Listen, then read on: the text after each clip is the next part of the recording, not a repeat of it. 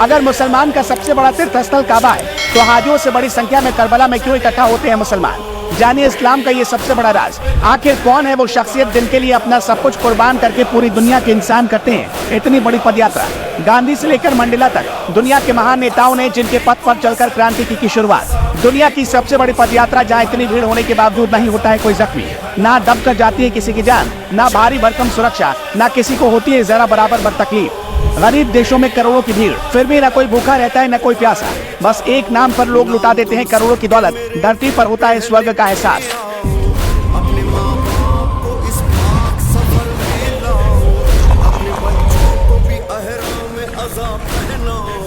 जी हाँ, बिल्कुल ठीक सुन रहे हैं आप। आज हम आपको इस रिपोर्ट में जो बताने वाले हैं उसको जानने के बाद आपके होश उड़ जाएंगे कि आखिर इतनी बड़ी संख्या में लोग इकट्ठा क्यों होते हैं, इसके पीछे का कारण क्या है। जहाँ पर इतनी बड़ी संख्या में मुसलमान इकट्ठा होते हैं, सिर्फ मुसलमान ही नहीं बल्कि हर धर्म के लोग यहाँ पर आकर पद यात्रा में शामिल होते हैं। इस बात को हम दावे के साथ कह रहे हैं। वजह बेहद साफ है, क्योंकि तमाम वीडियो सोशल मीडिया पर आए दिन वायरल हो रही है। जब से ये पद यात्रा शुरू हुई, इस पद यात्रा में हिंदू, मुस्लिम, सिख, ईसाई यानी सभी धर्म के लोग शामिल होते हैं। यहाँ मजहब धर्म की कोई दीवार नहीं है। जहाँ शामिल होने के लिए सिर्फ इंसानियत ही पहला परिचय पत्र है। 3 मिनट की पूरी स्टोरी अगर आप देखेंगे तो समझेंगे कि आखिर ये सब होता क्यों है, इसके पीछे की वजह क्या है, ये कब से शुरू हुआ, किसकी याद में हो रहा है। क्योंकि पूरी दुनिया को पता है कि मुसलमान का सबसे बड़ा धार्मिक स्थल काबा है, जहाँ पर हर साल हाजियों की संख्या बहुत होती है। लेकिन इस पद यात्रा में हाजियों के कई गुना ज्यादा संख्या इकट्ठा होती है। यहाँ 1-2 लाख लोग इकट्ठा नहीं होते, बल्कि कई करोड़ लोग इकट्ठा होते हैं। इस बार भी आंकड़ा सामने आया। रिपोर्ट के मुताबिक करबला में इमाम हुसैन के चेहल्लुम के लिए 22 मिलियन लोग इकट्ठा हुए। बता दें कि दुनिया भर के मुसलमानों के बीच अरबाइन तीर्थ यात्रा काफी अहमियत रखती है। इस तीर्थ यात्रा को दुनिया का सबसे बड़ा धार्मिक जमावड़ा कहा जाता है। हर साल अरबाइन तीर्थ यात्रा में हज यात्रा से भी ज्यादा मुसलमान हिस्सा लेते हैं। आंकड़ों के मुताबिक साल 2017 में अरबाइन तीर्थ यात्रा या करबला वॉक या करबला तीर्थ यात्रा में 2.5 करोड़ लोगों ने हिस्सा लिया था। ये तीर्थ यात्रा आशुरा के बाद 40 दिनों के शोक की अवधि के आखिर में इराक के करबला में आयोजित किया जाता है। ये तीर्थ यात्रा 61 हिजरी यानी साल 680 में पैगम्बर मोहम्मद के पोते और तीसरे शिया मुस्लिम इमाम हुसैन इब्न अली की शहादत में याद की जाती है। माना जाता है कि हुसैन इब्न अली सभी सांस्कृतिक सीमाओं से परे, उन्हें हर तरह की आजादी, करुणा और सामाजिक न्याय का प्रतीक माना जाता है। इमाम हुसैन ने दुनिया के सामने सामाजिक न्याय की ऐसी मिसाल पेश की।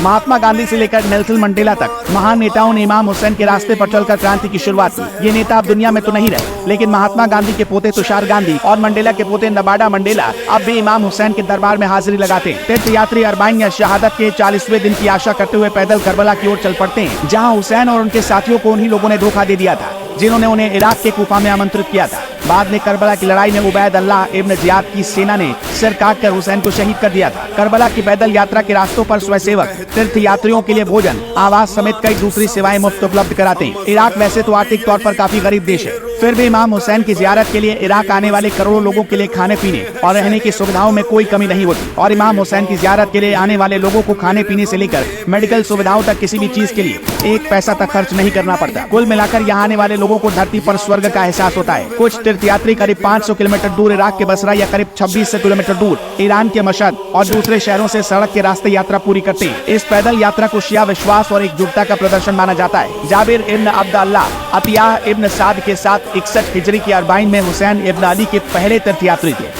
मुर्तजा अंसारी के बाद काफी समय के लिए पैदल तीर्थयात्रा की प्रथा को बुला दिया गया था। इसे ईद अल अधा में मिर्जा हुसैन नूरी तबरसी ने फिर शुरू किया। उन्होंने हर साल इस तीर्थयात्रा को पूरा किया। आखिरी बार 1319 हिजरी में उन्होंने करबला की पदयात्रा की थी। सद्दाम के समय में इस तीर्थयात्रा पर प्रतिबंध लगा दिया गया था, फिर भी कुछ विद्वानों और मार्जा ने अरबाइन को जारी रखा। हालांकि इस दौरान बहुत कम संख्या में लोग इसे गुप्त रूप से करते थे। सद्दाम के 2003 में तख्ता पलट के बाद इसे फिर शुरू किया गया। तीर्थयात्रा के 20 दिनों के लिए पूरे इराक में शिया शहर, कस्बे और गांव खाली हो जाते हैं। दरअसल इस दौरान शिया मुस्लिम संगठित तरीके से तीर्थयात्रा पर निकलते हैं। साल 2014 तक दुनिया के 40 देशों के 1.9 करोड़ से ज्यादा लोगों ने इस पैदल तीर्थयात्रा में हिस्सा लिया, जिससे ये दुनिया का दूसरा सबसे बड़ा धार्मिक जमावड़ा बन गया। इराक की सरकारी मीडिया के अनुसार 2015 तक ये आंकड़ा 2.2 करोड़ तीर्थयात्रियों तक पहुंच गया। बता दें कि भारत में हर 4 साल पर आयोजित होने वाला हिंदू कुंभ मेला शामिल होने वाले लोगों की संख्या के आधार पर दुनिया का सबसे बड़ा धार्मिक जमावड़ा है। फिर भी अरबाइन तीर्थयात्रा हर साल होने वाली सबसे बड़ी सभा है। अरबाइन वॉक में नजफ या बसरा से करबला तक की लंबी पैदल यात्रा की जाती है। हर साल मार्च में शुरू होने वाली इस यात्रा में करोड़ों लोग क्षेत्र, जाति और संप्रदाय को भूलकर हिस्सा लेते हैं। इस यात्रा में बच्चे और बुजुर्ग भी शामिल होते हैं।